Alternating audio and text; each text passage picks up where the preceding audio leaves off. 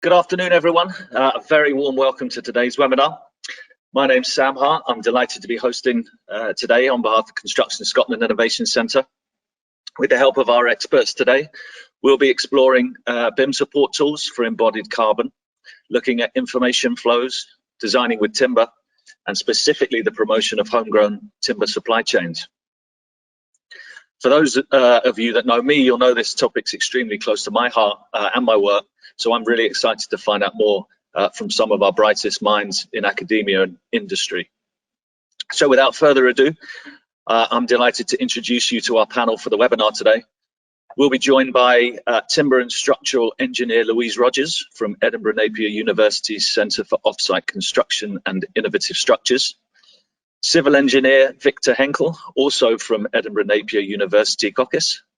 And in a change to the original published lineup, I'm delighted to welcome long-term and serial collaborator John Stinson.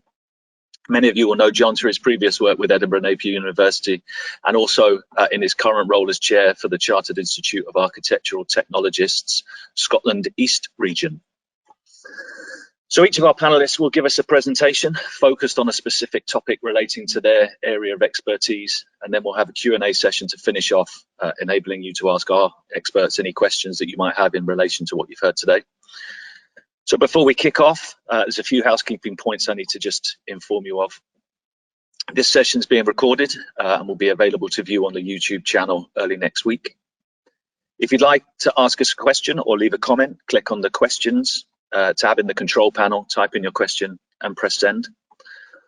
We'll have a couple of poll questions. These will appear automatically on your screen. You'll be given around about 30 seconds to answer them, and then we'll have a look at the results together afterwards. And finally, obviously, your feedback is extremely valuable, so we'll take all questions and comments on board, even if we don't have time to answer them all today, and we'll aim to incorporate those into our other sessions. So first up, we've got one of these interactive questions to get everyone involved. So could we have our first poll, please? So for specifying timber insulation material, which of these is the most important? Normalized price, country of origin, stated thermal performance, fire performance, and moisture performance.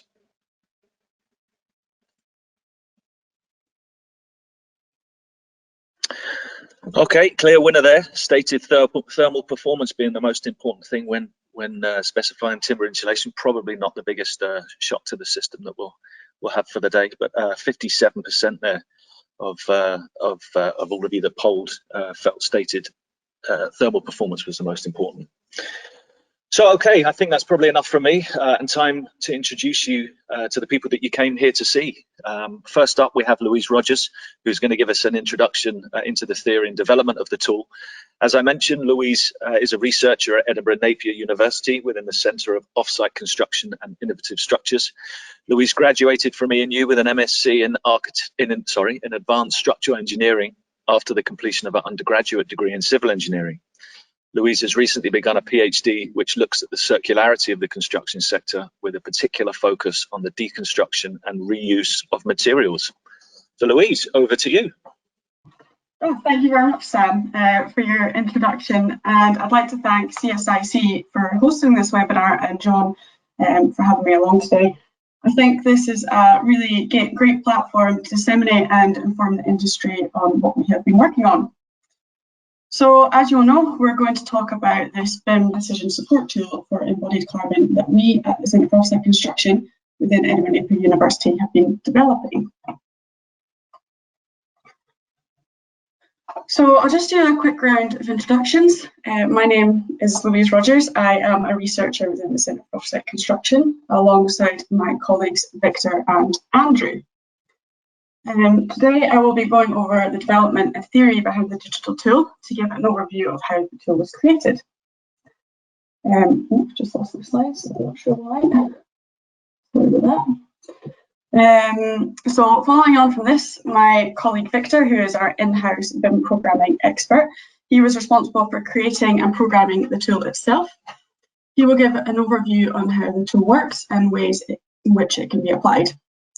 Finally, the project lead, Andrew, has unfortunately been unable to make it today in person, but he has had a significant involvement in this project In particular, he's provided support to myself and Victor, both as early career researchers, so he is more than worthy of a mention. Gratefully, as Sam mentioned in Andrew's place, John has stepped up to discuss the benefits of the tool like this to the architectural technology industry.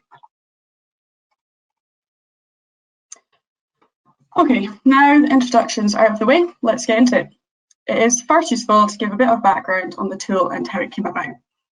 In response to the inherent need for the construction sector to reduce its environmental impact, Scottish Forestry funded a research project with the aim of quantifying the environmental impact of adopting a homegrown wood fibre-rich approach to construction in Scotland.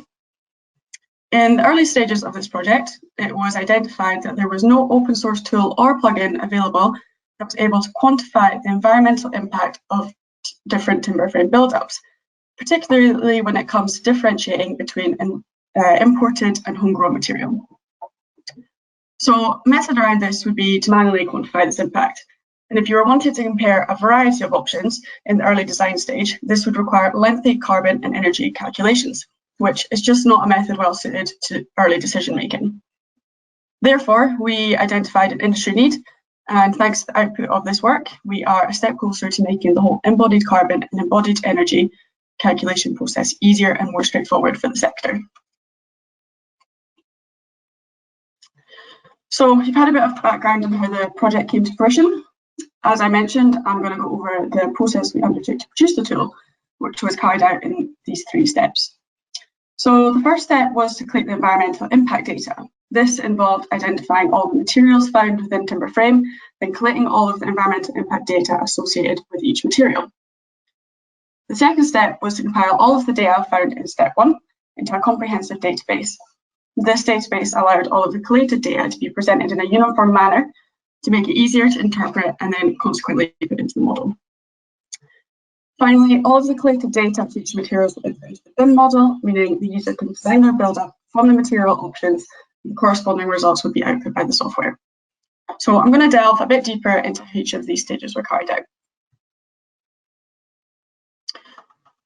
So when collecting the environmental data for all the materials, we decided to adopt a life cycle analysis approach. This is mainly due to the fact that this method is adopted by Environmental Product Declarations, or EPDs for short. So in case you're not familiar, EPDs are declarations provided for specific company products. For example, Norbord's OSB or Rockwell's insulation.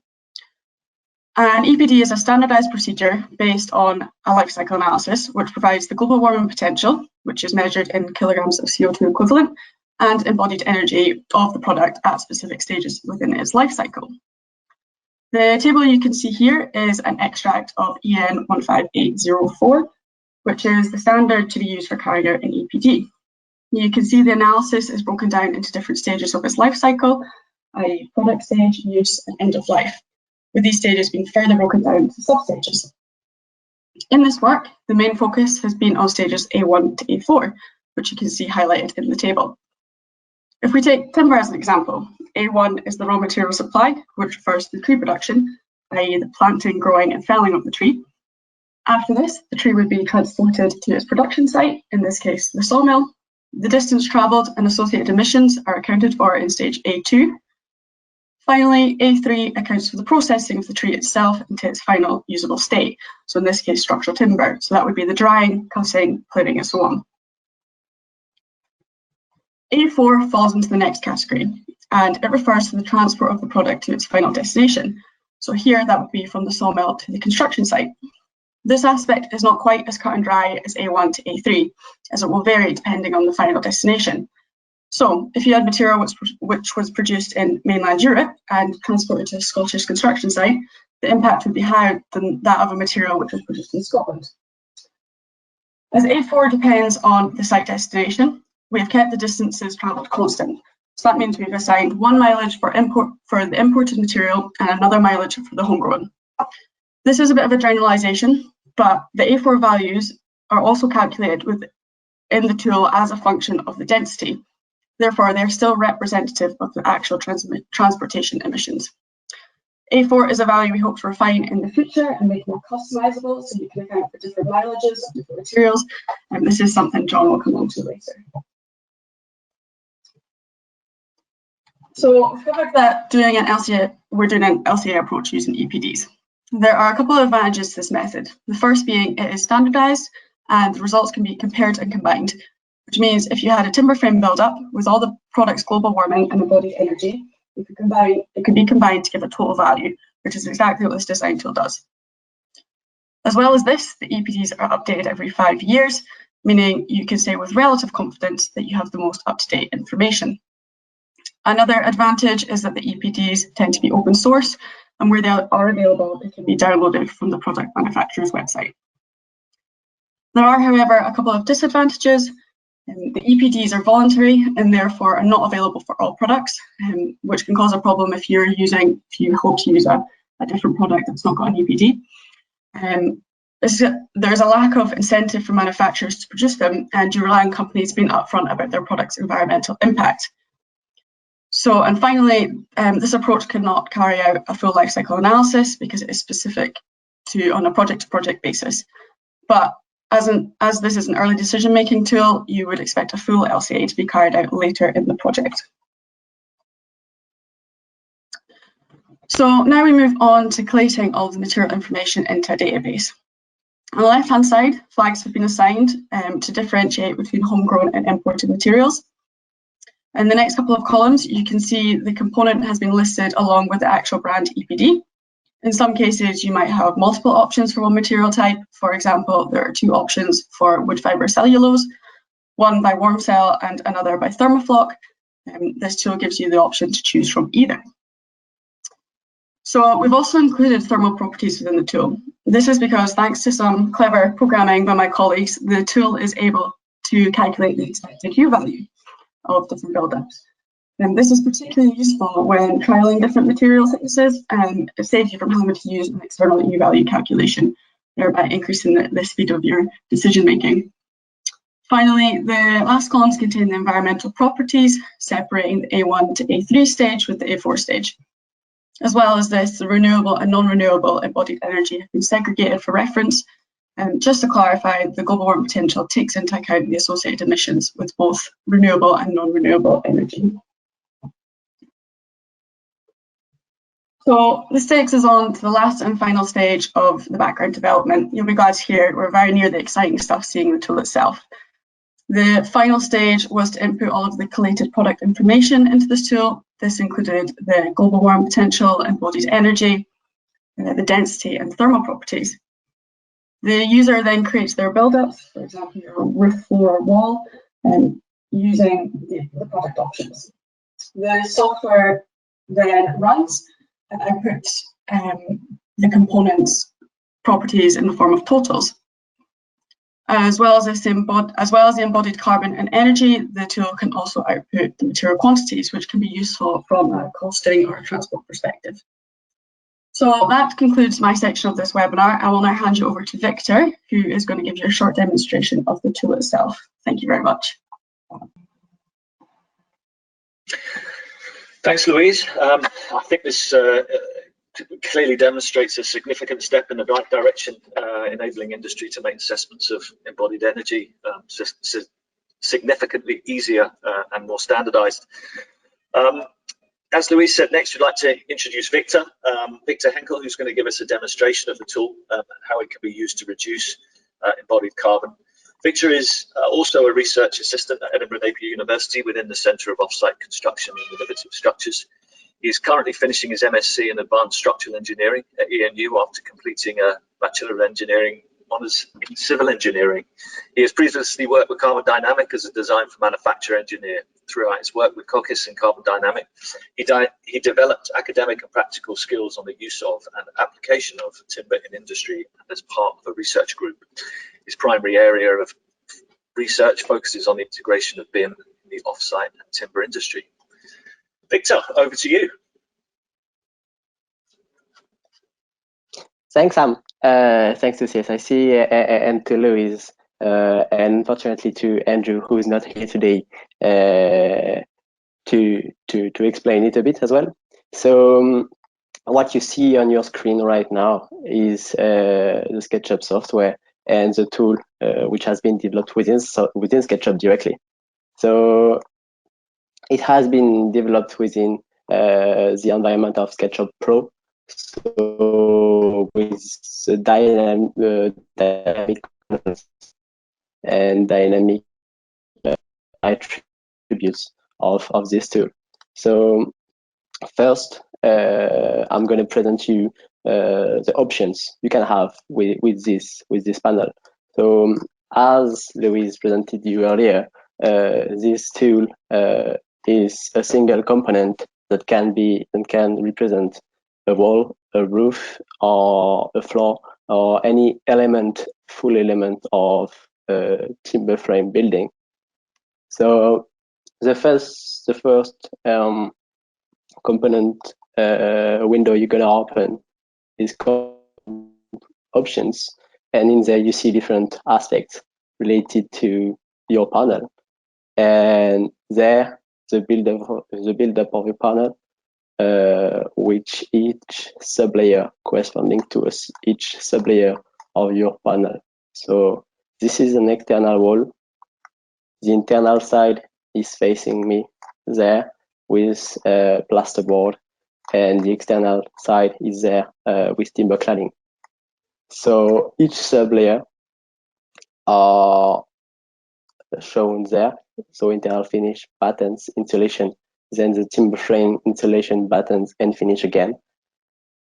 And all of these can be hidden, so just by clicking no, and it directly adapts and hide the sublayer itself.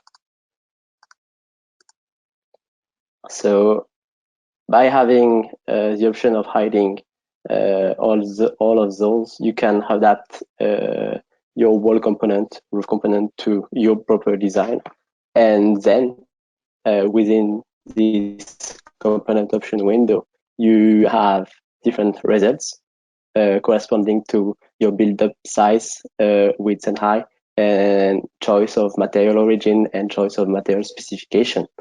So within the result part, you do have plenty of results such as volume, mass, global warming potential corresponding to the embodied carbon, embodied energy corresponding to the energy used within the different processes of your construction, and finally the object you value, which is directly linked to the type of component, type of wall, type of roof used in your design.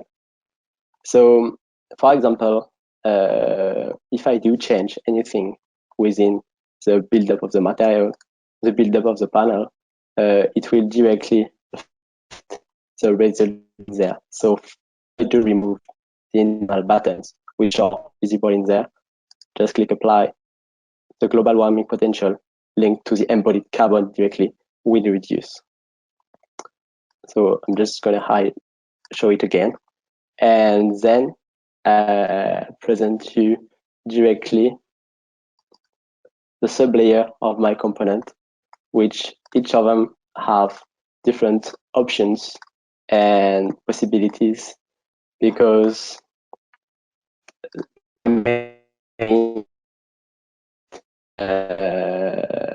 is just an entry to have all the options of hiding or showing the objects, and each of the sublayer are specific to each material.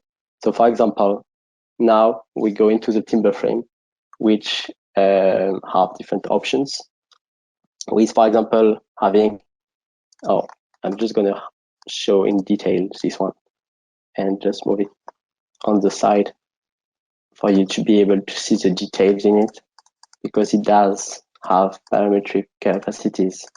So when you do change the dimensions of your component, it does directly adapt and update to your build-up you do have. So let's begin with hiding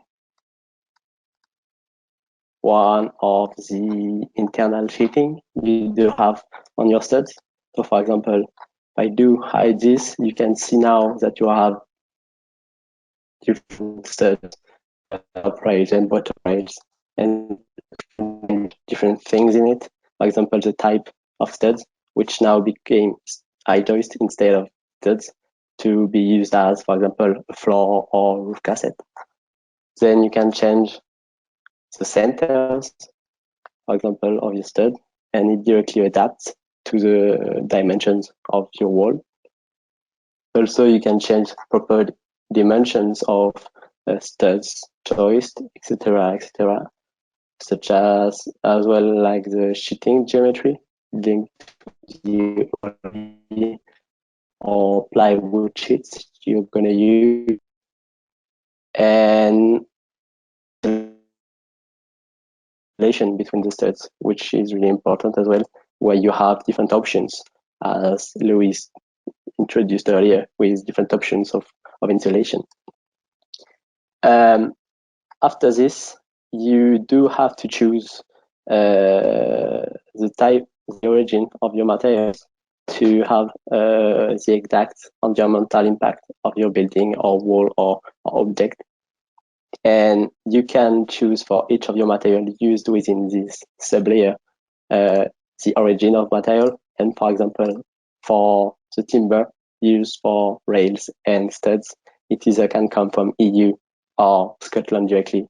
And if you do change the origin of material, as I just done now, you'll see that in the result part at the bottom of your screen, at the bottom of the component option, will change. So if I do have a look into the global warming potential of solid timber in there, and if I do change timber type from homegrown Scotland from to and to EU, it will directly change the global warming potential of solid timber in there. Then the main capacity of this component and tool is to adapt to different designs, shapes, and projects. So I'm gonna show the capacity of this model to adapt. And for example, I'm gonna create an opening within this wall just by doing just by stretching the wall, adapting its length, width, and width, and just create by having new parts. Sorry.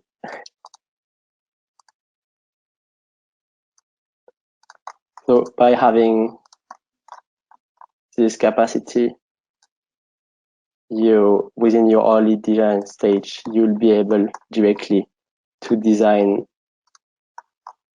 your house with proper build-up. You won't have detailed drawings as the build-up directly adapts from the size you do have. So in this scenario, I do have an opening created within seconds that does have the same build-up as others, and that can be used as a production drawing as well, because it does have the layout of studs and rails. So it can be really relevant for your early design stages.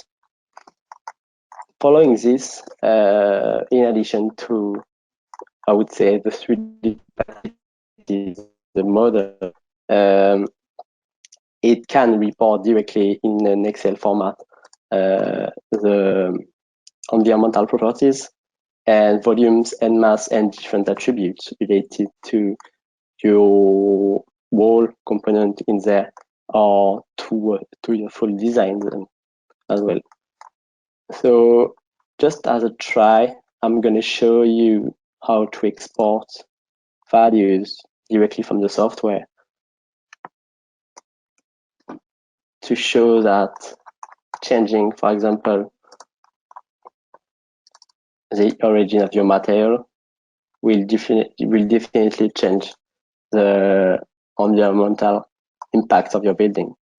So let's change every solid timber origin from EU to homegrown. So I do have solid timber in there that I'm gonna adapt and change to homegrown. And I'm gonna change the vertical battens to homegrown and the external battens to homegrown as well. So every solid timber used in this wall panel is homegrown. And I'm just gonna copy paste it 10 times just to have like bigger values to represent just a small house. And on this one, I'm gonna have the imported values. So imported, then imported for timber, and again imported for timber, and again just copy paste it 10 times to compare.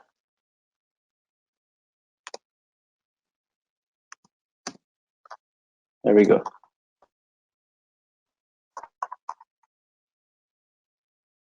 Yeah, it's just a different spacing, but then I just go select all and goes within the report that is already prepared within the tool that will be made available afterwards.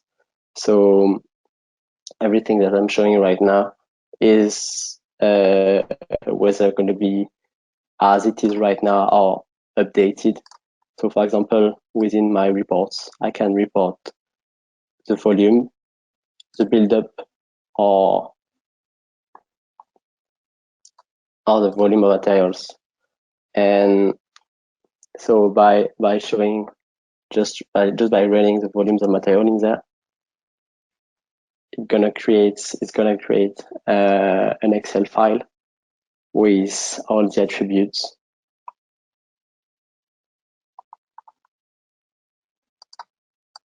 Oh,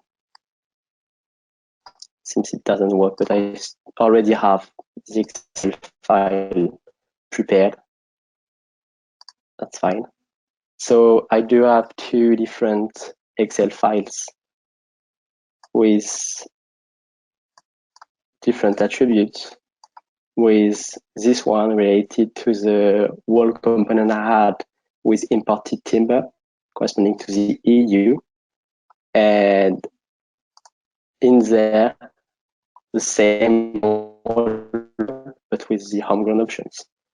Those two values correspond to the embodied energy and the embodied carbon.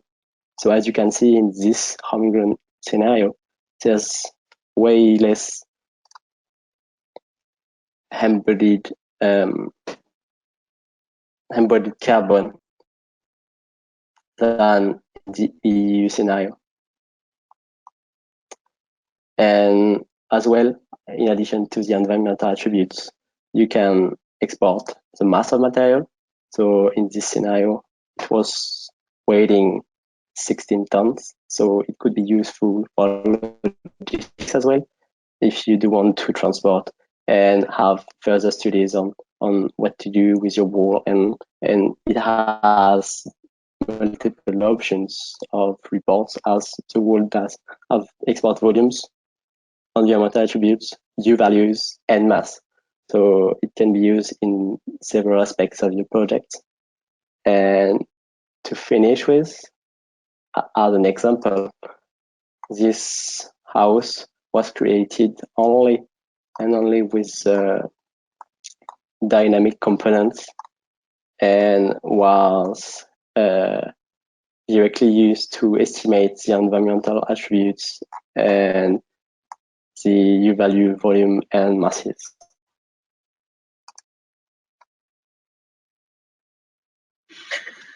Thank you, Victor. Brilliant. Another great presentation, and really interesting to see how a detailed digital model can so effectively be adapted using the tool relative to the origin of the raw materials. Brilliant, absolutely brilliant. So before our final presentation, I'd like to propose some more audience engagement with another question. So if we could have our second poll, please. Here we go. Are the results from life cycle assessments currently within your organization's specifying decisions? Yes, no, I don't know. My organization doesn't specify materials.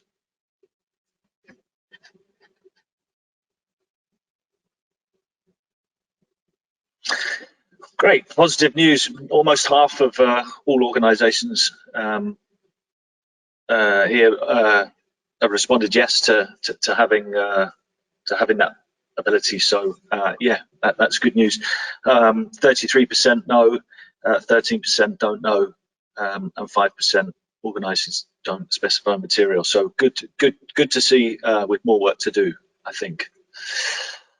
Okay, so on to our third presentation, and as previously mentioned, unfortunately Andrew Livingston can't be with us today. However, hats off to whoever negotiated this deal before the transfer window closed last night. I'm delighted to welcome John Stinson to the webinar. John is Technical Director at Building Research Solutions and Chair for the CIAT Scotland East Region, having previously worked alongside Cockis as an AT Research Fellow at ENU for 13 years. John's standing in for Andrew, as I said, and we'll discuss the benefits of using this BIM tool for construction professionals, how it can be added to existing workflows, and areas for further development. John, over to you. Superb. Thanks very much, Sam. And a special welcome to all of the architectural technologists in the audience today.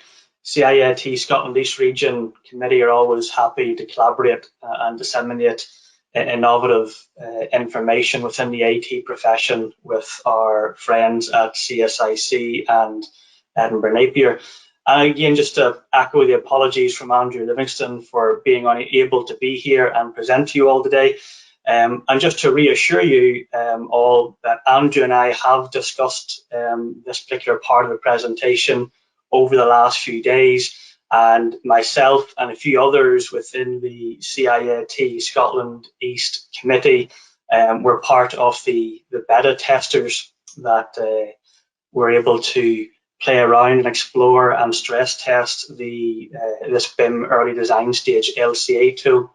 So Andrew is still very much a part of the R&D team and contactable if you want to discuss or get involved with applying this tool to your projects or to your decision making, or have any questions about what I'm going to speak about just now. So this afternoon, Andrew wanted me to wrap up this knowledge exchange event by covering 3 topics: the actionable intel that this tool can provide when applied to real-world industry settings, how and where this tool can be embedded within existing workflows and software within your organization, and finally, a few of the functions and features currently in development. And I'll end this part of the webinar with details on how to get involved with this tool and get involved with the development team at the Centre for Offsite Construction and Innovative Structures. So prior to this event, a number of CIAT Scotland East Region Committee members were involved with using and reviewing this tool that Victor has just demonstrated. These people applied the tool to their existing projects, and they represented construction professionals that work in private architectural design practices, timber frame construction system providers, and energy and sustainability consultants. So with the interviews and some thematic analysis on the keywords that the user advisory group had used, the tangible outputs of this tool provides a few key advantages to those wanting to explore embodied carbon and a move towards specifying more homegrown timber products within their supply chain and within their current methods of construction. So some of these keywords that came out were actionable intel and support when designing to internal and national carbon and sustainability targets, a graphical tool that allows the user to go further by providing a visual model when assessing the different timber panel formats and configurations. And from that, then there is some, it allows for scenario balancing, which allows the user to visually evaluate the effects of material selection versus operational energy through the tool's simplified U-value calculator versus embodied energy and embodied carbon and its global warming potential. The tool's material choice within the library also allows for an element of rapid prototyping for designs that may not have been previously considered. And then it also allows for quick optioneering to influence decisions for optimizing and modifying supply chains. And all of that then, all of those different critical points on the decision-making pathway all culminate into something that looks like, or that can look like a scenario matrix, something that Victor had described in his example there, where you have as many options as you want to explore, and including different alternative materials and configurations to internal finishes, insulation, and external finishes, with options based on type and origin to undertake a type of comparative investigation. So these scenarios that can be as an output, as a tangible output from the tool, allows for variables that affect transportation consideration, like volume and mass. And finally, working in that spreadsheet ecosystem platform of Excel or something similar allows the user then to rank and prioritize the low regret options from the different scenarios run with that tool. And then it allows that particular organization, depending where they are in the overall design and construction of the panel, to move towards a real world R&D pilot or demo or trial. So you get a lot of really important and influential information early on without having to commit too many things, and slightly de-risks the process.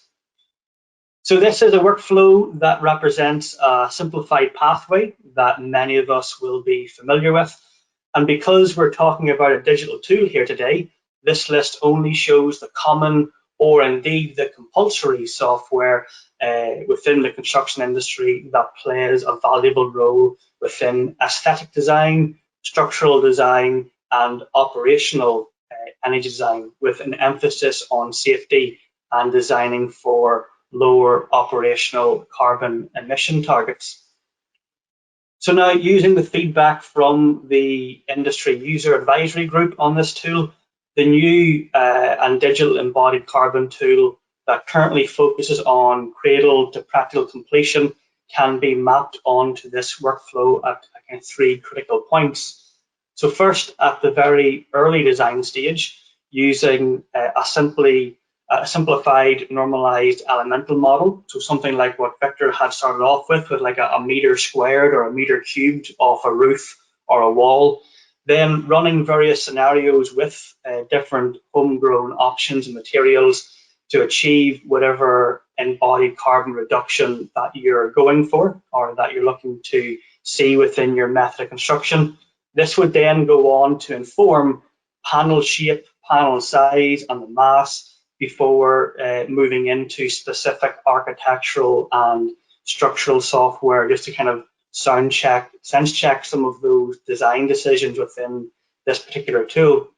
Also, or indeed independently, this tool can be applied to the stage after geometric and structural values are set, using more confined input variables. So the embodied carbon tool can be used to influence decisions on insulation material selection based on origin and thickness and such. So whilst the tool does have a built-in U-value calculator, the decisions made on insulation material based on its effect on embodied carbon would then be evaluated through other software specific to more holistic operational energy assessment for at component level, or indeed at building carbon evaluation level, which also allows you to investigate things like hydrothermal performance as well. So finally, and if you've used the tool throughout this workflow, or if it's only being applied at the end of going through those other stages first, this tool, as Victor has said, can produce technical drawings, and as Louise had mentioned, it also can produce life cycle assessment and life cycle inventory technical reports for carbon reporting once all those decisions are in place. So this is my second to last slide, and Andrew wanted me to stress to you all today that the digital tool, whilst it is BIM enabled and provides valuable information and metadata for building information modeling specific to embodied carbon, it is still very much capable of a lot more and can do so much more. So speaking with Louise and Victor and Andrew over the past couple of weeks, they have listed these as areas in which the tool can expand.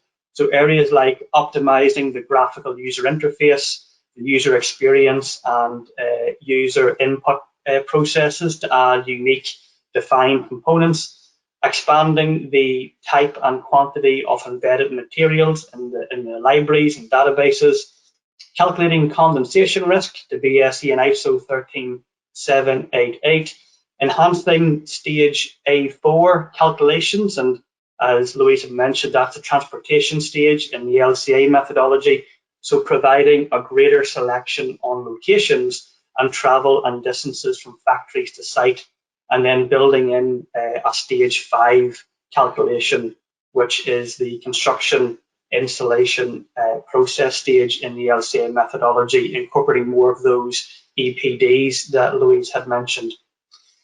So just at the very end of my slides here today, before I pass back to Sam, the Caucus team are continuing to work to develop this tool with the vision of supporting architectural and construction designers to specify more, or consider specifying more homegrown timber materials, and to get more valuable insights into whole life carbon, embodied carbon, before calculations for operational carbon. So adding this to existing workflows, existing decision making, so that we're expanding our horizons as designers and as construction professionals beyond just operational carbon.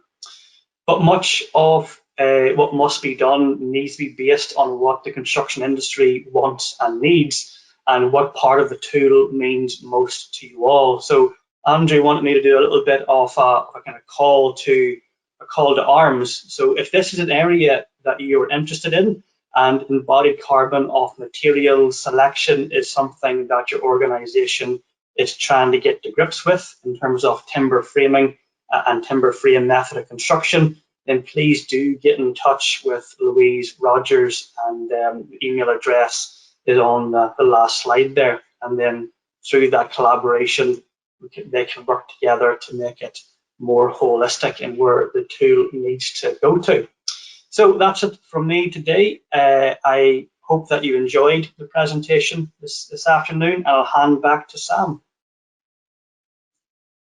Brilliant, thanks John, and thank you again for stepping in, because I did hear some whispers that Andrew might have asked me to do that bit of the presentation, which would have resulted, I suspect, in some very swift drop-off rates of attendees at the webinar there.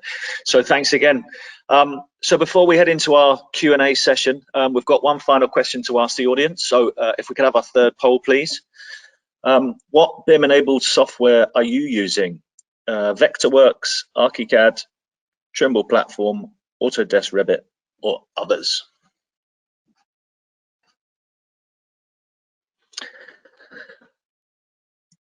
Goodness, quite significant number of you out there using Revit, with Trimble probably, Trimble in second, ArchiCAD, Vectorworks, and no one else using anything else. So Autodesk clearly the most popular software there. Okay, folks, I think the questions have been coming in thick and fast. So apologies if we don't get through to them all. But if I could ask the rest of you to switch your cameras on. And we've got a number of questions here The first two of which could probably be answered in one. I'll read it out. One of the issues with timber frames supplied in Scotland is the section sizes available. This can be overcome by utilising composite timber sections composed of ply web and smaller solid section sizes for beam flanges. This potentially has timber coming from more than one source. Can the system take this on board? It will give a more complex result. I-section comes from one single manufacturer, but components may come from various sources. And perhaps we could combine that with another question, which is, could this tool be expanded into include other construction materials, e.g. concrete or timber, to compare, e.g. concrete to compare against timber? Louise, do you want to have a shot at that? Yeah, I do. Thanks very, very much for your question. So referring to the I-beam, I-section, I-joist part of it, there is actually already an I-joist within the tool itself. So James Jones, they have produced EPDs. So that is in the tool. When it comes to something a bit more complex, like you're combining multiple sections, you could certainly do it, but you would have to have your background information on your EPD. So if you're using two different components, you would have to have your timber flanges and your OSB web. You would have to have your EPDs for both of those. And then you would have to have your ratios of each, which would contribute to your emissions associated with that. So that kind of comes on to the second question related to that about specifying your own materials. So currently the tool doesn't have that option, but it was something that came up in the feedback, was the kind of user component specified option.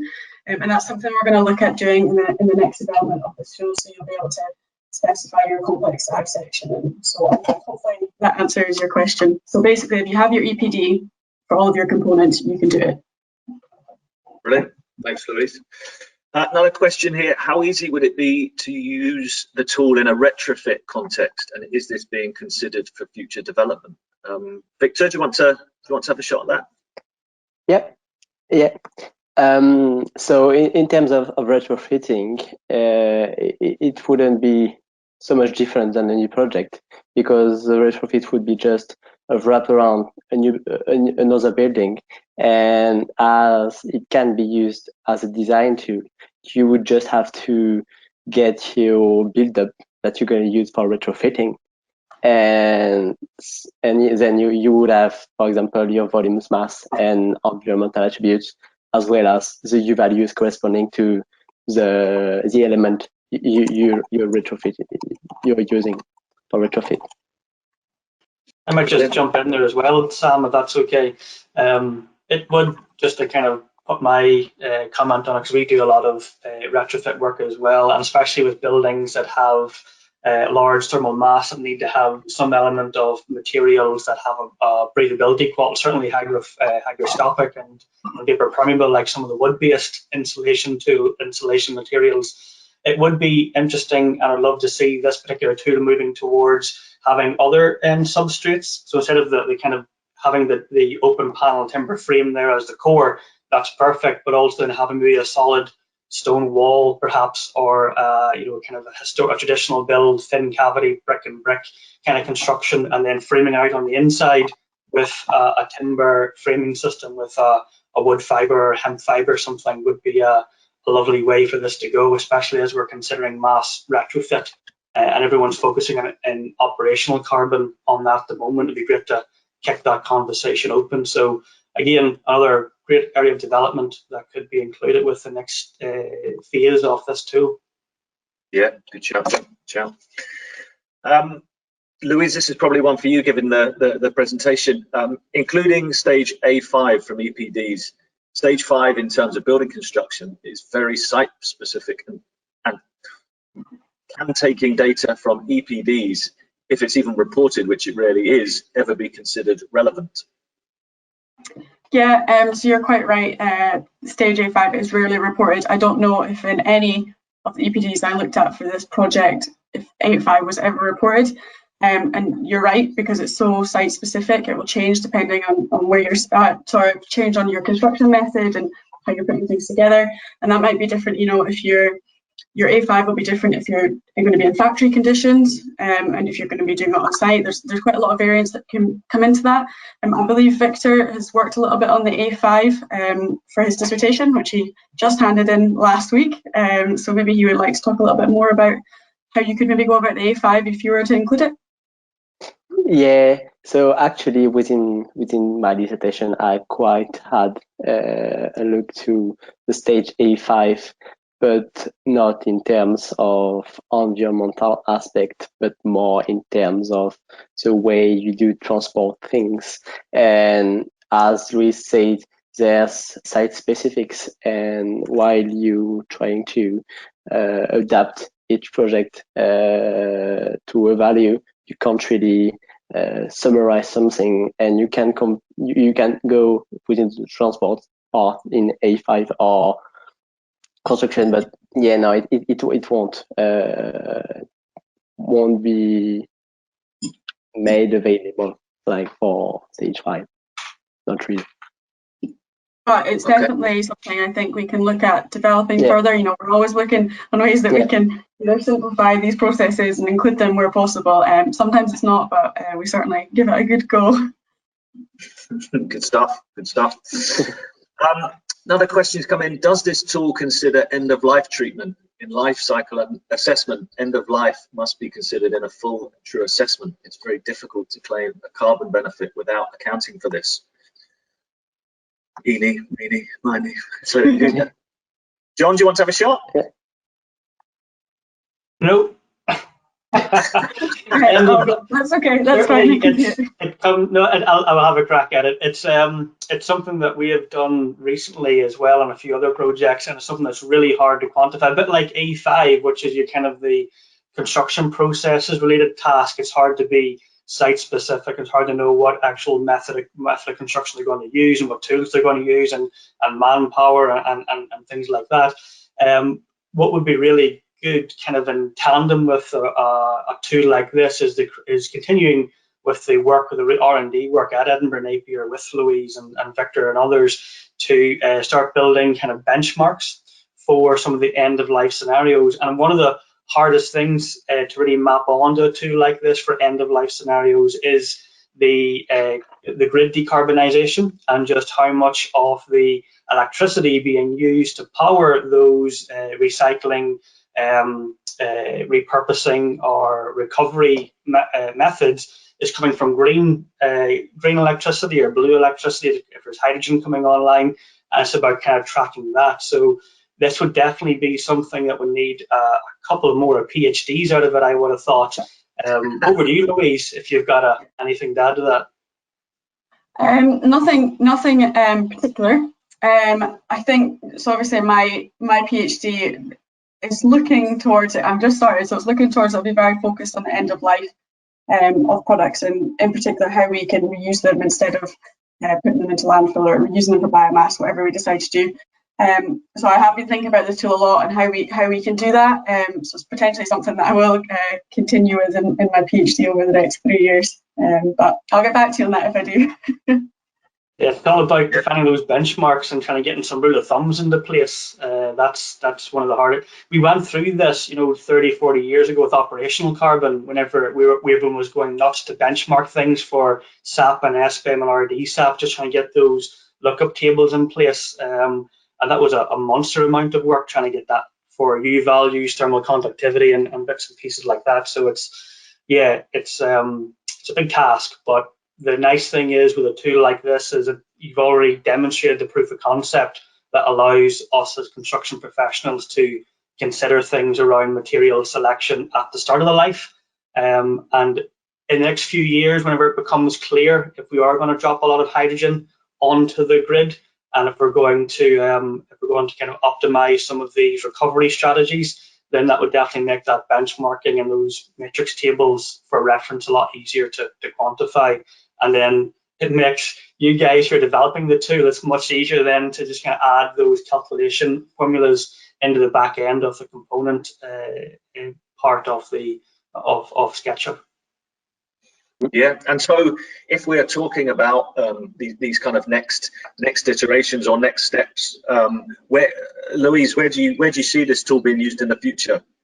Yeah, so it comes back to a couple of the questions that we've already had, on the A5 and end of life, and how we can perhaps try and incorporate into those, and whether I continue with that research myself or we do it. This tool is currently used on the Edinburgh Home Demonstrator project. I don't know if any of you are familiar with that, but it will be heavily utilised on that. As well as that, we're hoping to make it available open source. It will be available open source. We're just not quite sure of the timescale yet, and where it will be hosted. But that will give a good opportunity for industry to really get a feel for it, and give us their feedback. There will be opportunity before then, as John mentioned earlier, to get involved. If it's something you want to try out just now, then we're more than happy to share it with you. All the kind of feedback and criticism is definitely useful, because we want to make this really kind of a tool for industry and something that is available freely and that can really genuinely help. We all have the same goal of reducing our environmental impact. It's becoming critical. So I think this is a good step in the right direction, and any help from industry is absolutely welcomed. Yeah, I would echo that as well. I would say that there will come a time whenever reporting of embodied carbon, especially stage A1, 2, and 3, is going to become mandatory. We're seeing some of the key players who developed the SAP methodology saying that we need something to take consideration of stage A1, A2, and A3. So getting ahead of the curve and being an early adopter in this one is certainly something worth investigating. Mm-hmm. Yeah, absolutely. We've got a couple of specific questions that have come in. Victor, you probably help with this. Does the tool use virgin timber, or can it account for reclaimed, recovered, and recycled timber in the supply chain? It does have virgin timber in the database right now, but as Louis said earlier, EPDs are based on manufacturer's material, and based on as it's not necessary right now for manufacturer to do it.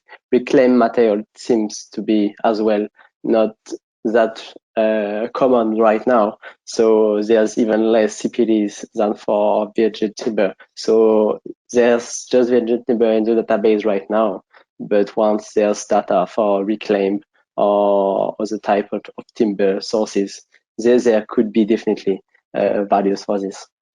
Yeah, and I'm just thinking off the top of my head, I think you have colleagues, don't you, that are working on the projects looking at strength grading and other bits around reclaimed timber at Caucus. Brilliant. And then probably time for one final question. Louise, will the mass of the designed panel affect the emissions related to the transportation? Yes, it will. I kind of touched on it very briefly in my slides. So the way the emissions were calculated for the transport was based upon literature values, pretty much, and a study carried out by Harry, which I think is quite highly regarded. Anyway, so they're based on the emissions due to mass, so the fuel consumption that is influenced by the mass and density of the panel. So the heavier a panel is, the higher emissions will be, and that will be reflected in the tool. So I'm assuming that will be ton per kilometre values. It is, yeah, yep. Mm-hmm. So it's a normalised value, so it kind of it multiplies. That is exactly what it is, yeah. Perfect. Fantastic. Right, well, I think that's probably our time up. Thank you very much, all three of you. I think it's been really insightful, been brilliant to see the work that's been undertaken at the moment.